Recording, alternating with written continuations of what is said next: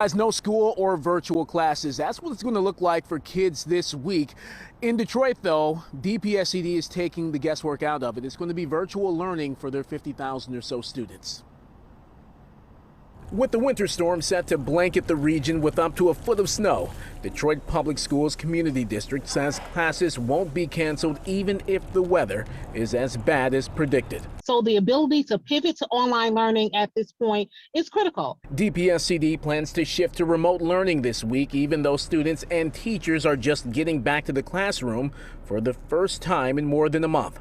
Lakia Wilson-Lumpkins is the executive vice president of the Detroit Federation of Teachers. And so hopefully after we emerge from this pandemic and we don't have that threat of losing seat time in days because of low attendance, that we will be able to go back to where we enjoy those snow days. The district has already burned through the 6 days it can close for emergencies. Any closures beyond that could force the district to extend its school year. There are a number of school districts that are running low on emergency days or have exhausted them because of COVID outbreaks, staff shortages, and a myriad of school threats following the Oxford High School shooting.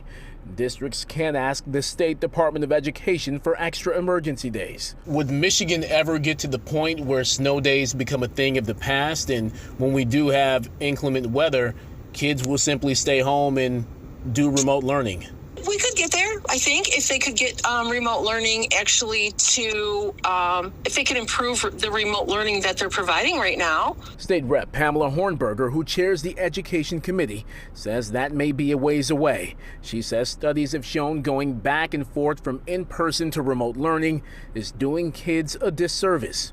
And aside from that, she claims to have a fix for the snow day school schedule crunch. I do have a bill. It's actually my bill to do away with the school start date so that schools can start prior to Labor Day.